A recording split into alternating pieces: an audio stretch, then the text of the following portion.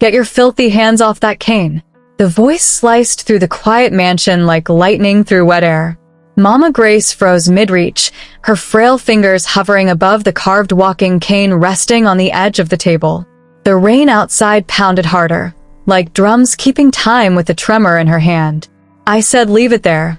Nkechi's tone cracked again, sharper, louder. How many times have I told you to stop touching what doesn't belong to you? The blind woman blinked slowly, sightless eyes turning toward the sound. It belongs to your husband's father, my dear, she said softly. It carries his name, his spirit. Spirit? Nkechi laughed, the sound bitter, broken. You mean the same spirit that keeps whispering my name every night, making you pray against me? Mama Grace's lips trembled. No, my daughter. I pray for you. For me. Nkechi snapped. You pray for me to be barren, to be forgotten. You call me stranger in your sleep. You say your son married a woman with no womb. The air thickened with the scent of rain and kerosene. A pot of soup boiled over on the stove, hissing like an angry witness. The only light came from the flickering bulb in the corridor, washing the marble floor in pale yellow. For a long moment, neither woman moved. Only the sound of the storm filled the silence, a furious Lagos downpour, rattling the windows like the heartbeat of the house itself. Then Nkechi moved. She snatched the cane from the table and slammed it down against the tiles. This stupid stick. This stupid curse. You think I don't know what it means? Mama Grace flinched. Please don't break it. But the sound of splintering would fill the room. A sharp crack, final and cruel. Hello, family. Before we go further, let me say this. Thank you for being here. You could be anywhere, but you chose to listen to this story. That means the world. If you believe stories can heal, teach, or change hearts, please subscribe and join our family. Together, we give voice to truth. Now back to the story. The cane lay in two pieces on the floor, rain echoing in the background like applause for tragedy. Nkechi stared at what she'd done, half proud, half terrified. Mama Grace knelt slowly, her trembling hands reaching for the broken halves. He gave me this on his dying bed, she whispered. Said it will guide me when my eyes fail. Then maybe it guided you straight into my business, Nkechi muttered, voice cracking. I know what you've been doing behind my back. The older woman's face softened. Nkechi, I have only prayed that you'll find peace. You are my daughter now. But the words landed wrong, twisted, poisoned by years of silence. In Nkechi's mind, they sounded like mockery. My daughter now? She'd heard the rumors. That Mama Grace still prayed for the woman Chitty once loved, the one everyone said was meant to be his true wife. Every time the old woman whispered in her midnight prayers, Nkechi imagined her name being erased, replaced with someone else's. Earlier that day, she had found the small leather diary tucked beneath Mama Grace's pillow. She shouldn't have opened it, but curiosity is a cruel master. Inside, the writing was small, neat, almost sacred. Lord, make my true daughter see again. Make her heart open to love and her eyes to truth. True daughter. The words haunted her. When she'd asked the old woman about it, Mama Grace only smiled and said, one day, you'll understand. But understanding was not what Nkechi felt. She felt fire. So when she saw Mama Grace reaching for that cane tonight, she snapped. All the jealousy, all the whispers, all the loneliness bursting through the thin wall of her composure.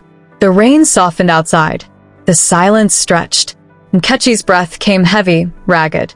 Mama Grace sat quietly on the floor, her hands resting on the broken cane, head bowed. I forgive you, she murmured. Nkechi wanted to shout, don't forgive me. Fear me. But her lips trembled. You don't understand, she whispered, voice shaking. He doesn't look at me the same anymore. He's always away. You talk to him more than I do. You tell him what to do, what to believe. I only remind him to love, Mama Grace said. That's all a mother can do. Something inside Nkechi snapped again. Love? You've never loved me. She turned away before the tears could win. Her heels clicked sharply as she walked toward the kitchen, wiping her face with trembling fingers. Then, a sound. A door opening. A voice, deep and familiar, cut through the quiet. Nkechi. Her heart stopped. No, it couldn't be. He wasn't supposed to be home till next week. Chitty stood in the doorway, rain still dripping from his coat, suitcase in hand, confusion in his eyes. His gaze moved from his wife to his blind mother on the floor, to the broken cane between them. The silence that followed could have swallowed the world. What happened here? Chitty's voice was low, but there was thunder beneath it, the kind that warns before it strikes. Nkechi froze by the doorway, her body stiff like glass about to shatter. You're home early," she stammered. I asked a question. His eyes swept across the room. The broken cane, his blind mother kneeling on the floor, the steam rising from the forgotten pot of soup. Rain trickled down his face, the smell of wet fabric mixing with the sharp scent of kerosene and burnt palm oil. Mama Grace turned her face toward his voice. "My son, you're home." Her lips quivered with relief. Thank God. But Chitty didn't move. He just stood there, jaw tight, shoulders trembling, holding back the kind of anger that speaks in silence.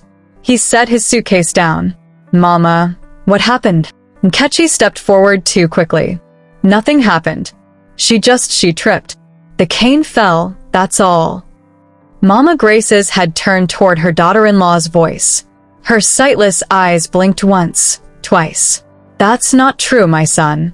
Chitty's gaze hardened. Nkechi swallowed. "She's confused. You know her memory isn't what it used to be." Mama Grace's voice came like a fragile thread, steady but shaking. She broke the cane. For a few long seconds, all Chitty could hear was the rain outside and the sound of his mother's shallow breathing. He moved closer, crouching beside her. The sight of her trembling hands on the shattered cane made his throat close up. "Mama," he whispered. "Who did this?" "I told her not to break it," she said quietly. "It was your father's. It guided me when my eyes grew dim." But she was angry, Chitty. So angry. He turned to Nkechi. "Is that true?" She bit her lip until she tasted blood. "It was an accident." Chitty's voice cracked with disbelief. "An accident? You broke a blind woman's cane, Nkechi?" "My mother's cane?" The sound of his disappointment hit harder than any shout. Nkechi's hands shook. "You don't understand, she's been praying against me. She wants me gone. I saw her diary, Chitty. She wrote about her true daughter. She doesn't even love me." Mama Grace's hands reached blindly toward the sound. "I wrote about you, my daughter. You are the one I prayed for." Nkechi blinked, stunned. "What?" "I meant you, Nkechi," Mama Grace said softly. "You came into this house like a wound that refused to close. I prayed for healing, for you to see that you are already loved." Tears welled in Chitty's eyes as he whispered, "Mama," but Nkechi stepped back, shaking her head. "No. No, you're lying. You've always pitied me, never loved me." She ran into the hallway, her heels echoing like gunshots down the marble floor. The mansion fell quiet again. The storm outside softened to a drizzle. Chitty helped his mother to the couch, covering her with a shawl. Her hand reached up, feeling his face with that blind precision that comes only from love. "Don't be angry at her, my son," she murmured. "Her eyes can see, but her heart is blind." He exhaled slowly. "I just don't know how we got here." "Fear," she whispered. "Fear hides behind love. It makes people do cruel things while believing they're protecting themselves."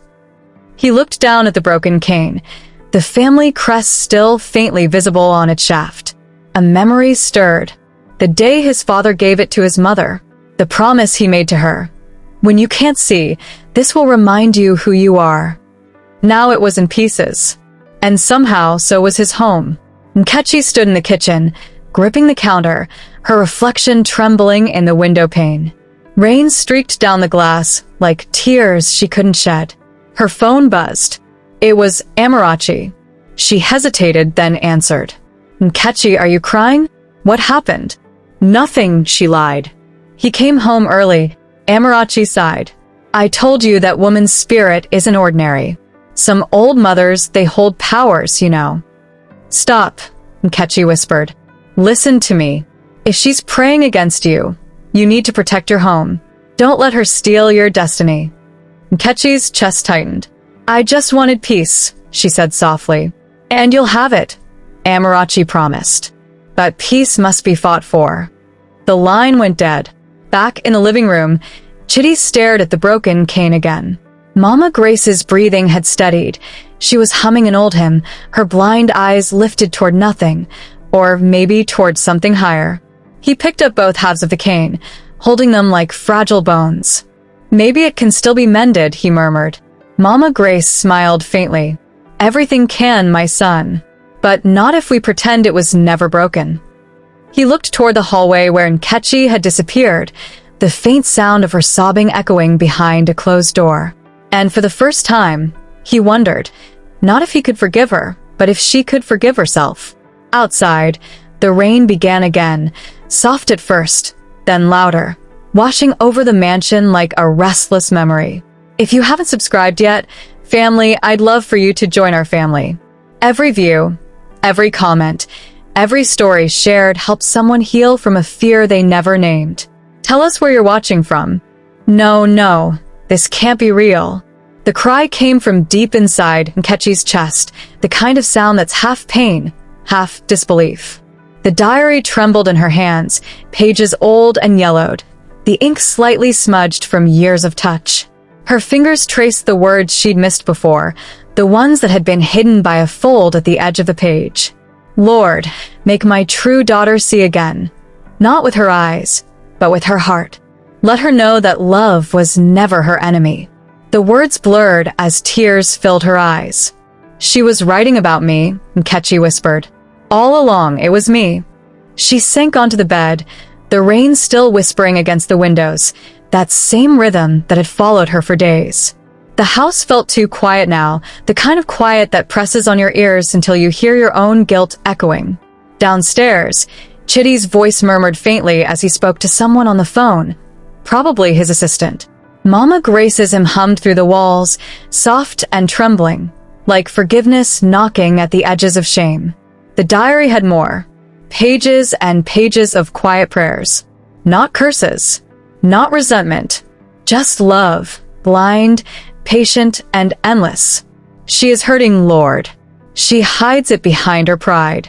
I see her pain, though. I cannot see her face. Help her forgive herself. Nkechi pressed the diary to her chest, shaking.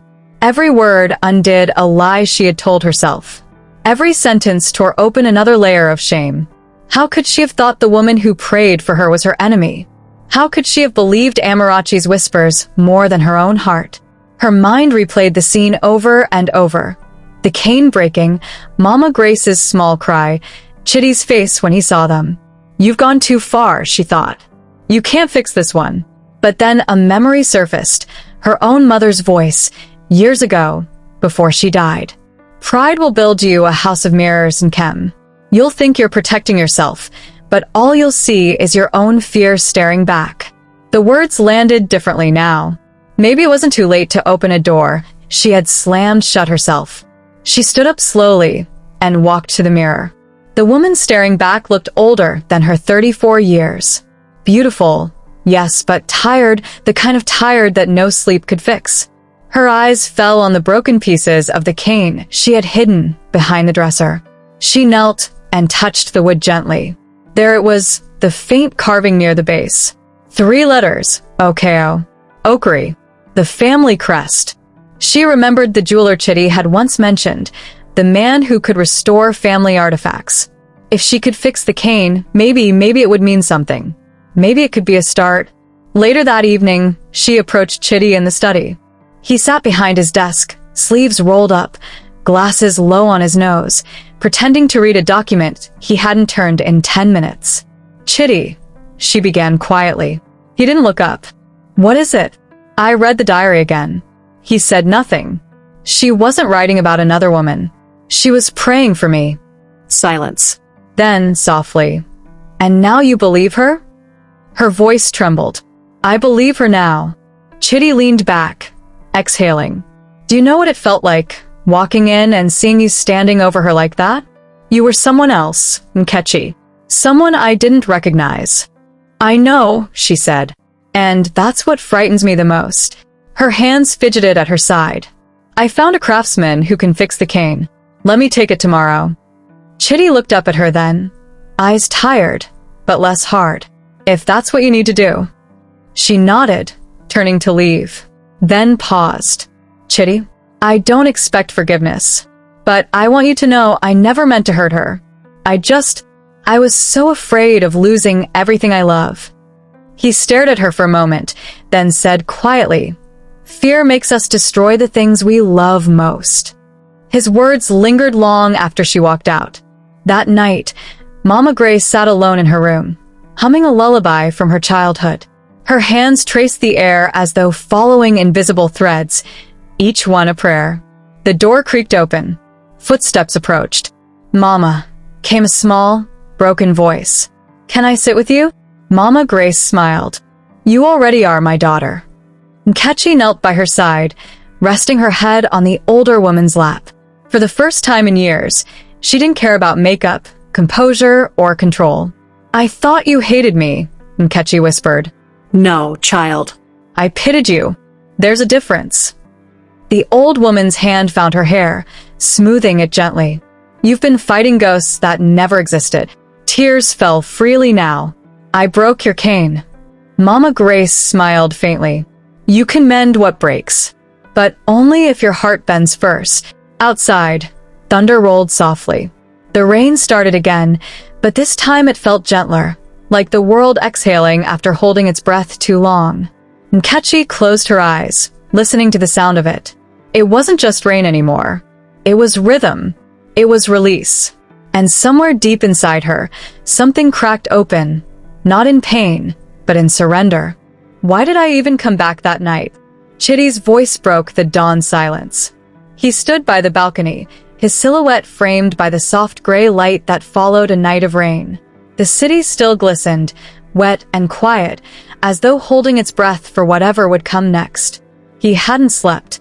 Every time he closed his eyes, the scene replayed, his blind mother on the cold floor, the broken cane, the look on his wife's face.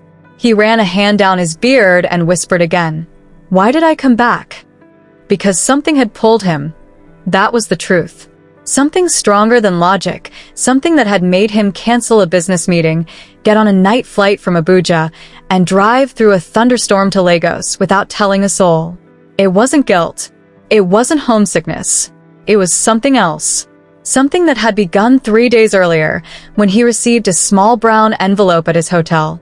3 days before he returned home, the hotel receptionist had handed him a letter. No return address. Just his name, written in familiar handwriting, Mama Grace's. He had smiled at first, amused that his blind mother had somehow sent him a handwritten note. But as he read, that smile faded. My son, if this reaches you before your heart grows too heavy, come home. There is something you need to see. Something your eyes missed because your love was too blind. He had read that line again and again. Too blind? He'd called home, but no one answered. Mama Grace's phone rang out. Nkechi's went straight to voicemail. That uneasy feeling started then. A slow crawl in his chest, the kind that only silence makes worse. By the time his meeting ended that evening, he couldn't shake the thought. Something was wrong. So he packed his bag, left the city lights behind, and drove through a curtain of rain all the way to Lagos. He didn't expect to find that. Now, standing in the pale morning light, he pulled the letter from his pocket again. The paper had softened from being folded too often. He ran his thumb over his mother's words. He finally asked himself the question he'd been avoiding. What did she mean by something you need to see? Because what he saw that night was pain. But maybe that wasn't what she meant at all. Maybe she'd been trying to show him something deeper, something he'd missed between his business trips, late-night calls, and quiet avoidance of a woman he once adored. He sighed, closing his eyes. And in that moment, he remembered the last real conversation he had with Mama Grace before she lost her sight completely. When you marry my son, she had said, don't forget that blindness isn't always in the eyes. Sometimes it's in the heart. He had laughed back then, thinking it was one of her poetic proverbs. but now it made too much sense. Downstairs, he heard soft footsteps, cautious, uncertain. Nkechi appeared at the bottom of the stairs, dressed in a plain wrapper and t-shirt, her eyes swollen from crying. In her hands was the cane, repaired and polished. "I took it to the craftsman this morning," she said quietly. "He fixed it. The crack is still there, but it's whole again." Chitty turned to face her. "That's good." "I also found something," she continued. "The jeweler said there's a name engraved under the crest. I didn't notice it before." She handed the cane to him. He turned it over and saw the faint etching beneath the family initials. "For Nkem, the daughter who will see for me when I can't." His breath caught. "Nkem." Nkechi nodded slowly. "Mama named me before I ever came into her life." The realization hung between them, quiet but immense. All this time, Mama Grace's blindness wasn't just physical. She'd seen something through faith that none of them had through sight. Chitty's chest tightened. He took a deep breath, trying to steady the storm inside him. "Where is she now?" "In her room," Nkechi said softly. "She hasn't eaten yet. I think she's been waiting for you." He nodded, gripping the cane as though it might anchor him. "You should come with me." Together, they walked toward Mama Grace's room. The sound of their footsteps, his slow, hers hesitant, echoed through the hall like a truce being negotiated in silence. They paused at the door. "Mama," Chitty called gently. "Come in, my son." She sat by the window, her hands folded in her lap, the morning light spilling across her white scarf.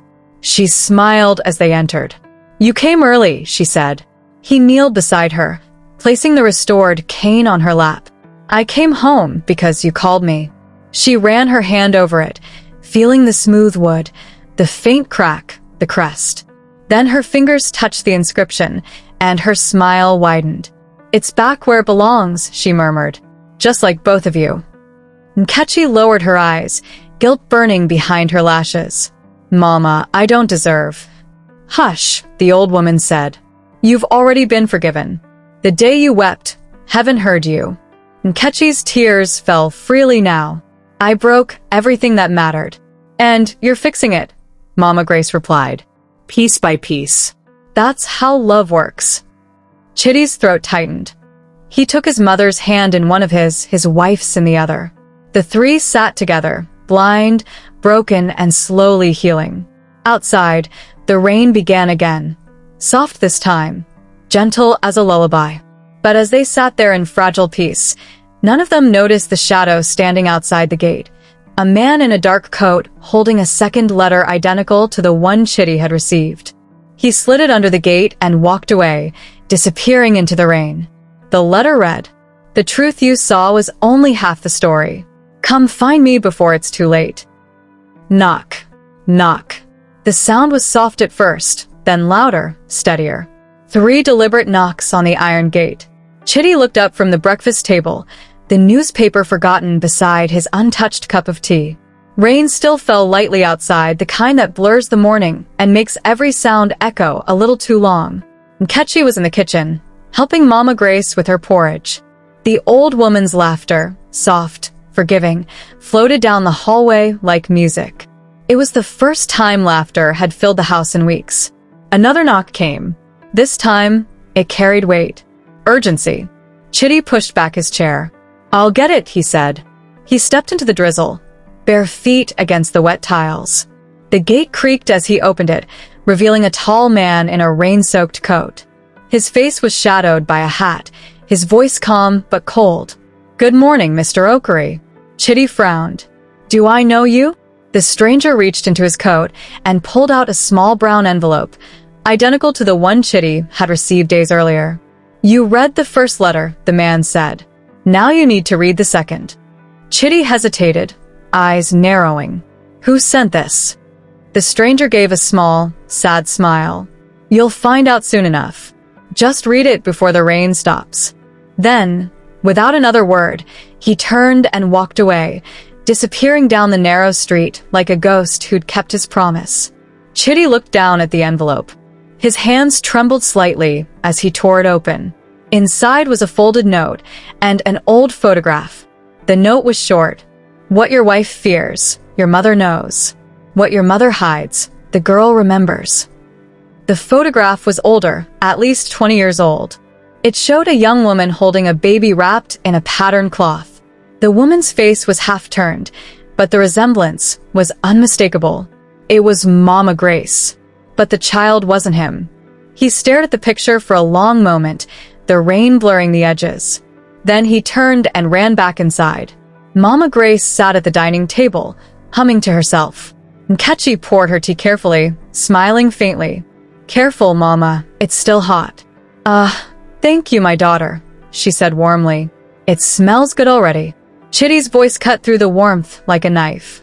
Mama. Both women froze. He placed the photograph on the table. Who is this? The hum of the rain filled the silence. Mama Grace's smile faltered. Her hand trembled as it reached for the photo, fingers tracing the edges. Where did you get this? It was delivered just now, Chitty said. By someone who knew your handwriting. The old woman's lips parted as though to speak, then closed again. Nkechi frowned. Mama, what's going on? For a long moment, Mama Grace said nothing. The only sound was the ticking clock on the wall. Then, in a voice barely above a whisper, she said, her name was Ebel. Who is Ebel? Chitty pressed. My first child, Mama Grace said. The words hung in the air like thunder waiting to strike. Chitty blinked. What? I had a daughter before you were born, she continued. Born when I was still a young girl. My family, they sent her away. I was told she died. Her hands shook. But one night, years ago, after I lost my sight, someone left a letter at my door. It said, your daughter lives. She walks among those you love. I thought it was a cruel joke. Nkechi's stomach turned. Mama, are you saying? Mama Grace nodded slowly. Yes. I prayed every night to see her again before I die. But this photo, Chitty said, voice breaking. The baby in your arms. Ebel, she whispered. The one I lost. The room felt smaller now. The rain outside grew louder, the world pressing closer, as if listening. Who sent the letter? Nkechi asked. Mama Grace shook her head. I don't know, but I believe she's still out there. Nkechi's hands trembled. Her mind raced. What your wife fears, your mother knows. What your mother hides, the girl remembers. Girl. Could it be? Her breath caught. Mama, she whispered. How old would she be now? About 32, Mama Grace said softly. The words hit her like a wave. Her chair scraped against the floor as she stood abruptly. What's wrong? Chitty asked. I think, she hesitated, heart pounding. I think I've seen that face before. Where? In the market near the boutique. There's a woman who sells hand-woven scarves. She's blind in one eye. Chitty's pulse quickened. You think that's her? I don't know, Nkechi whispered. But her smile, it's the same. Mama Grace's hand gripped the table tightly. If she lives, she said, bring her home. That night, the mansion was restless. The rain stopped, but thunder still rolled in the distance like an unfinished story. Nkechi lay awake beside Chitty, staring at the ceiling. Do you believe it? She whispered. He turned toward her, eyes open in the dark. I don't know what to believe anymore. But what if it's true? She asked. What if she's still alive? Then, he said softly, we'll find her. The words settled between them, both terrifying and hopeful. Outside, a breeze stirred the wet leaves. Somewhere beyond the gates, a pair of eyes watched from the shadows, the same stranger from a morning, whispering to himself. They've begun to remember. He slipped a folded note into his pocket. It read, If truth destroys what lies built, can love rebuild what fear broke? Are you sure this is the place? Chitty's voice cut through the bustle of the morning market. His eyes darted through the crowd, women calling out prices, children weaving between stalls, and umbrellas flashing bright colors beneath the pale Lego sun. Nkechi nodded, her heartbeat quickening. Yes. Her stall is near the back, beside the fabric merchants. Mama Grace had insisted they go without her. Let my children see for me, she'd said. The heart always finds what the eyes cannot. So they came, husband and wife, both carrying equal parts guilt and hope. As they walked, the smell of roasted corn and wet fabric filled the air. Vendors called out, bargaining, laughing. The world was alive again. But inside, Nkechi felt like she was walking toward a secret she wasn't ready to face. She turned the final corner and stopped. There she was. The woman stood behind a wooden table stacked with colorful scarves and beads. Her head was wrapped in a deep indigo cloth, but the light caught the faint scar over her left eye, the one that no longer opened fully. "She's the one," Nkechi whispered. "That's her." The woman looked up as they approached. "Good morning," she said, voice calm but warm. "Please come and see my scarves. They'll make your home beautiful." Nkechi swallowed hard. "Good morning," she managed. Something about the woman's tone, gentle, melodic, familiar, made her chest tighten. Chitty picked up one of the scarves. "Did you make these yourself?" "Yes," she replied. "Every thread carries a prayer." Her words struck something deep in him. His mother always said the same thing when she used to weave. Every thread carries a prayer. He looked closer. The designs on the scarves, delicate lines, repeating circles, were almost identical to the ones Mama Grace used to make when he was a child. Nkechi's hand trembled. "What's your name?" The woman smiled. "Ebel." The name hit them like a thunderclap. Chitty dropped the scarf. "What did you say?" "My name is Ebel," she repeated softly. "Is something wrong?" Nkechi's voice cracked. Do you know a woman named Grace Okery?" Ebel's smile faded. Her one good eye darkened with something that looked like pain. "Why do you ask?" Chitty began, but his voice failed him. "She's our mother." Ebel's breath caught. Her fingers tightened around the edge of the table. "No," she whispered. "No, that can't be." Nkechi stepped closer. "Please, we just want to know the truth." The market noise seemed to fade around them. For a long time, Ebel said nothing. Then she slowly reached under the table and brought out a small, old handkerchief wrapped around a pendant. She unfolded it carefully. Inside was a thin silver necklace with a pendant shaped like a cane head, engraved with the same Okery crest. "I've had this since I was a baby," she said quietly. "It's the only thing I was left with." Chitty's eyes filled with tears. "Mama's crest," he whispered. "It's hers." Ebel looked down at it, then back up. "I don't know who you are or why you're here," she said, her voice trembling. "But if you're telling the truth, then the woman who gave birth to me, she's alive?" "Yes," Nkechi said softly. "She's waiting for you." Ebel turned away, pressing a hand to her chest. "I searched for her for years. The orphanage told me she died giving birth. I stopped believing a long time ago." Chitty stepped forward. She never stopped believing. The woman's one good eye shimmered with tears. They brought her home that afternoon. When Mama Grace heard their voices in the hallway, she rose from her chair, hands trembling. "Is it you?" she called. "Is my Ebel here?" "Mama," Chitty whispered, guiding Ebel forward. "She's here." Ebel hesitated, her breath shaky. "Mama?" The blind woman turned toward the voice, her sightless eyes wet with tears. She reached out a hand. "My daughter." Ebel fell to her knees, sobbing, clutching her mother's hands to her chest. "You're alive," she cried. "You're really alive." Mama Grace's voice broke. "And you found me." The house filled with the sound of crying, the kind that isn't just pain but release. Nkechi stood in the doorway, tears streaming down her face, her hand over her heart. She whispered to herself, she was not broken. She was found. That evening, the family sat together in the living room. Candles flickered. The air was warm and quiet. For the first time, laughter came easily, not to hide pain but to heal it. Ebel spoke softly about her life, growing up in the orphanage, losing her sight in one eye after a fire, learning to weave again with one hand burned. "Every time I wanted to give up," she said, "I prayed to a mother I couldn't remember. I didn't know I was praying to one who never stopped praying for me." Mama Grace smiled. "That's how faith works. two hearts speaking across silence until they finally find each other. Chitty looked at his wife. And sometimes, he added, two hearts in the same house forget to listen at all. Nkechi met his gaze. I'm listening now, she said softly. He reached across the table and took her hand.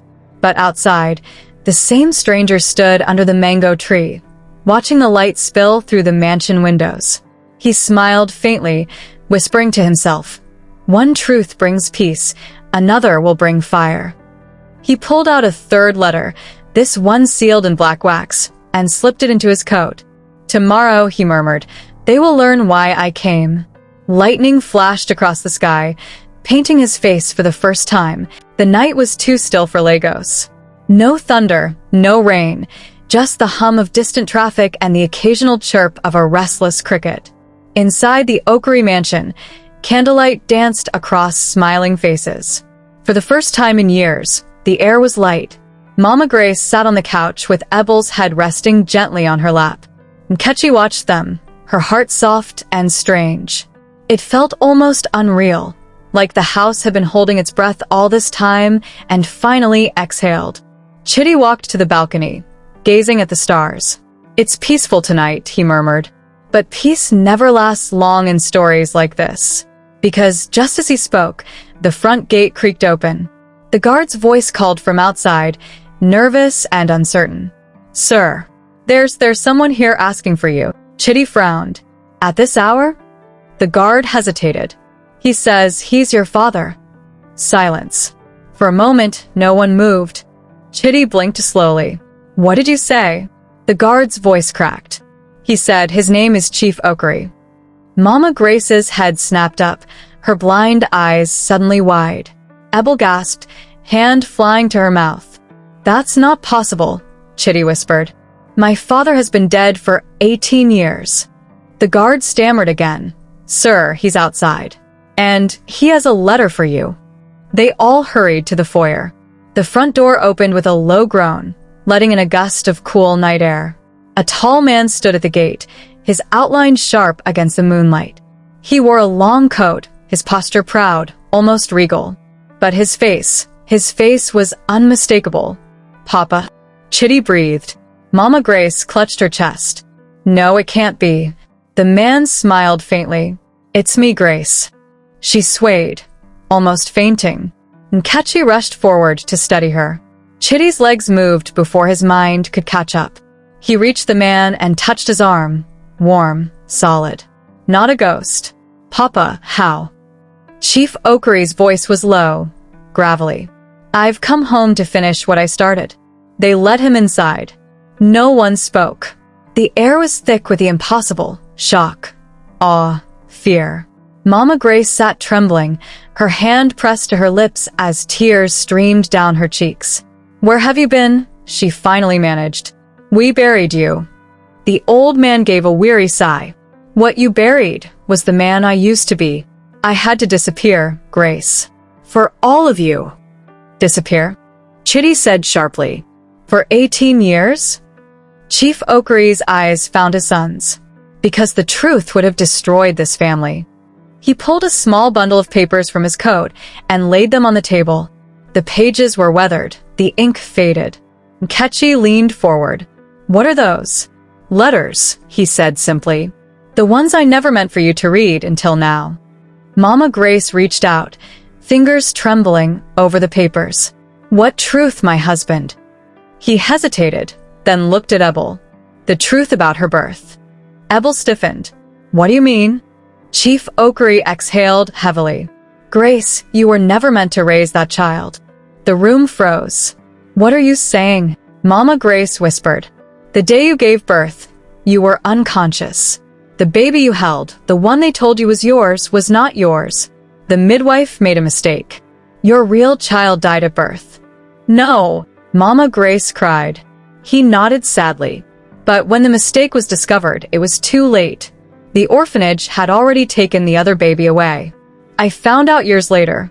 I kept it secret because I couldn't bear to take away your only joy. Ebel's lips parted in disbelief. You mean I'm not your daughter? You were raised in our blood, my child, he said softly. That makes you one of us. Chitty's fists clenched. So, all those letters, the ones about the missing daughter, were my way of making peace with what I did, Chief Oakery said. But when I learned that the letters began resurfacing, I knew someone had found the truth before I could. Nkechi's breath caught. The stranger who delivered them. Chief Oakery nodded. He worked for me once, but he vanished after taking the last letter. I thought he was gone. Gone? Chitty asked. His father's eyes darkened. No, not gone. Watching. Mama Grace gripped the cane tightly. What do you mean? Chief Oakery looked around the room, his voice dropping to a whisper. Someone has been rewriting my letters, twisting them. The one you got, Chitty, wasn't from me. It was from him. The house fell silent. Who is he? Nkechi asked. Chief Oakery looked toward the window, where lightning flashed in the distance. My other son. Chitty's heart stopped. What? Yes, his father said quietly.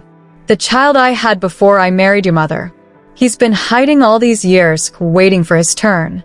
Outside, thunder cracked. The candles flickered wildly, and from the gate came another knock. Slow, heavy, 3 knocks. The same rhythm as before. The family turned toward the sound. Mama Grace whispered a prayer. Chitty stepped forward, but Chief Oakery raised a trembling hand. No, my son. Let me open it. He moved to the door, each step echoing like the ticking of fate. He reached for the handle, and the door swung open on its own. A tall shadow stood there, rain dripping from his coat.